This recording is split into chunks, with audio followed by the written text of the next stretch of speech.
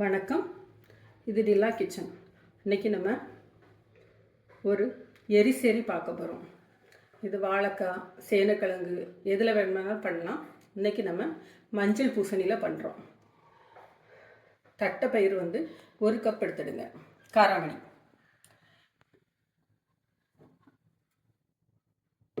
அதை நம்ம குக்கரில் விட்டு வேக வச்சிடுவோம். தண்ணி விட்டு வேகட்டும். அதுக்கு முன்னாடி மிக்ஸி ஜாரில்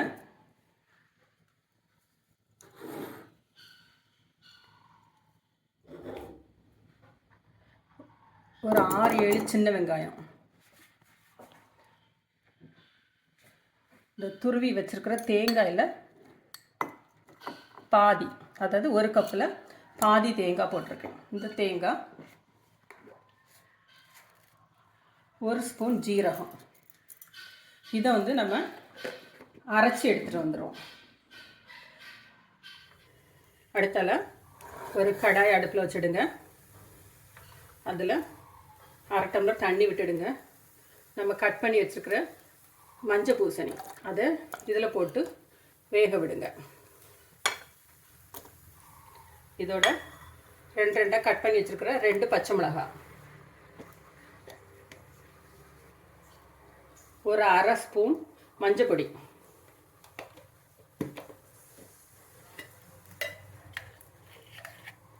ஒரு ஸ்பூன் வத்தல் பொடி, தனி மிளகாத்தூள் இது போட்டு கொஞ்சம் உப்பும் போட்டு மூடி போட்டு வேக வச்சிருவோம்.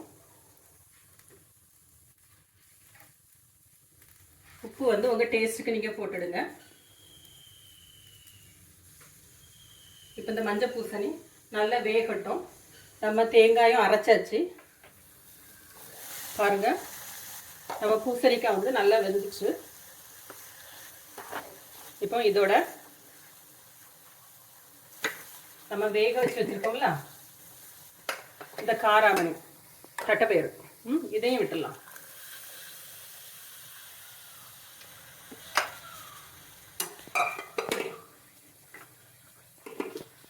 நம்ம அரைச்சி எடுத்து வந்தோம்ல தேங்காய், சின்ன வெங்காயம், ஜீரகம், இந்த பேஸ்ட்டும் இதோடு சேர்த்துடலாம்.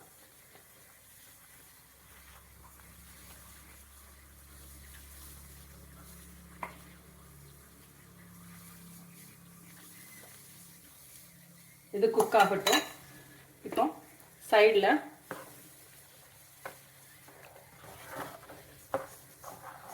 இதெல்லாம் சேர்ந்து நல்லா வேகட்டும்.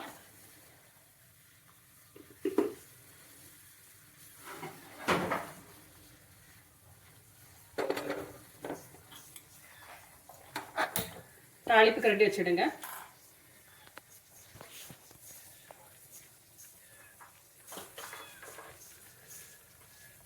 எண்ணெய் விட்டுடுங்க.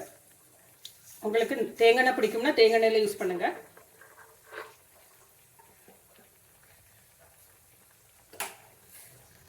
கடுகு,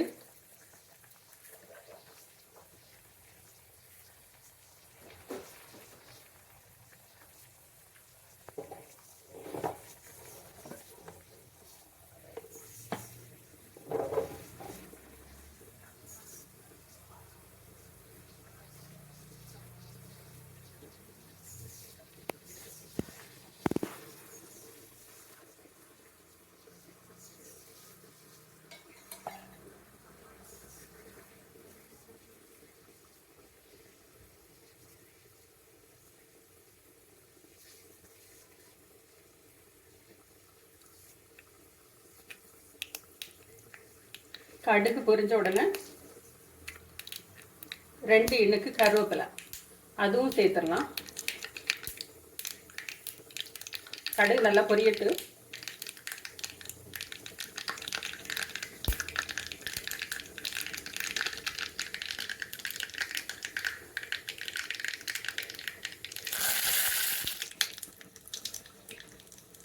இது கூட நம்ம 1 கப்பு தேங்காய் எடுத்திருந்தோம்.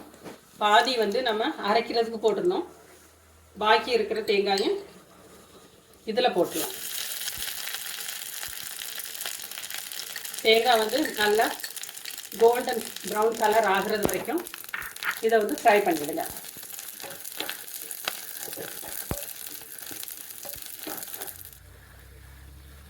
பாருங்கள், நம்ம எரிசேரி ரெடி ஆயிடுச்சு.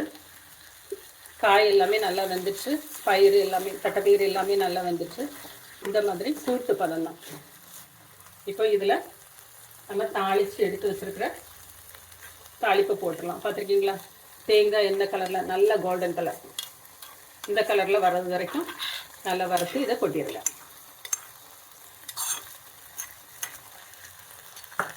ஸ்டவ் ஆஃப் பண்ணிடலாம்.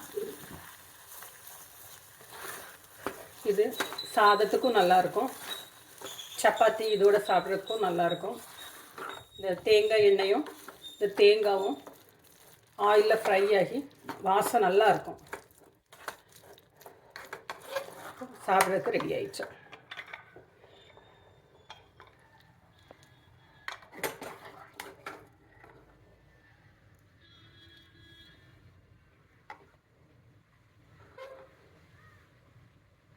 நம்மளோட எரிசேரி ரெடி ஆயிடுச்சு.